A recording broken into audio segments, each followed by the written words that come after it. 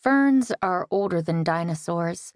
They've survived by growing under things, made hardy by their place in the shadows, sucking up mud.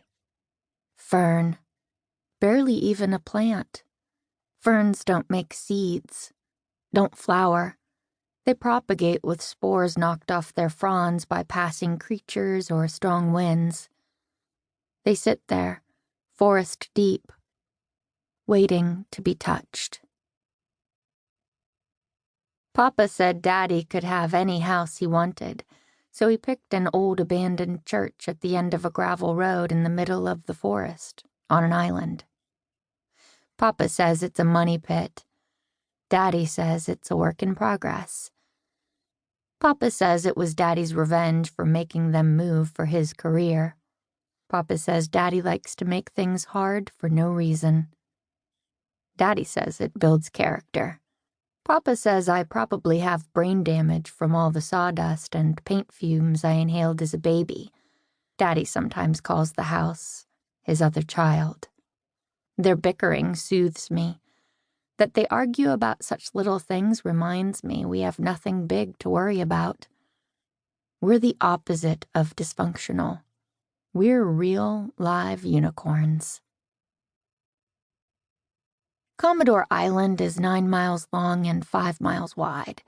In the summer, it's overrun with tourists, day trippers from Seattle with their itineraries of the famous bakery and fish restaurant, the little boutiques and artisan cheese shop.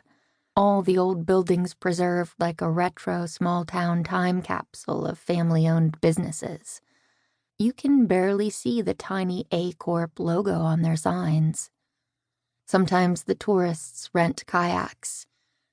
Sometimes they go for hikes in the nature preserve at the center of the island. They walk around the muddy lake and take home photos and mosquito bites as souvenirs. They drive Olympic Road in its lumpy oval circuit, the mansions and luxury condos rising over them from the shore and stacking up the hill, each with its own view of the sound, before the island's middle gives way to forest. The tourists slow at the gates of our more famous residents, stopping traffic to take pictures of the rare wild deer crossing the road. They get their little taste of quaint, of our tiny, unscathed bubble where you can almost believe the rest of the world isn't falling apart. Then they return to their gated communities in the city. There have been no deer in Seattle for a long time. People can afford beauty here. The rich always get to keep a little of what they destroy. Papa had a dream of becoming a fashion designer a long time ago, but he somehow ended up at A Corp like everyone else on the island. Except he's not some big fancy executive like most of the parents here. Papa's the artistic director of the children's division of consumer protective apparel. Instead of high fashion and runway shows, he's in charge of making bulletproof vests for kids. It's not glamorous, but somebody's got to do it. The tourists always end up at my work at some point on their trip. Island, home, and garden. They buy our signature t-shirts with the otters holding hands. Everyone loves otters holding hands, even though otters haven't been spotted here in a couple decades. Not since the big oil spill off the coast of Vancouver Island. My fathers are some of the few parents on the island who believe that a work ethic must be built. It is not something that can be inherited like wealth. I am the only person I know with a part-time summer job. I'm also the only person who works on this island who actually lives on this island.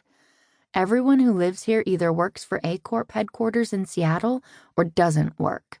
Everyone who works here lives in the giant subsidized housing complexes across the bridge to the west, on the peninsula. Those miles of identical high-rise boxes strategically built on the other side of a hill so they won't cheapen the view of anyone on the island.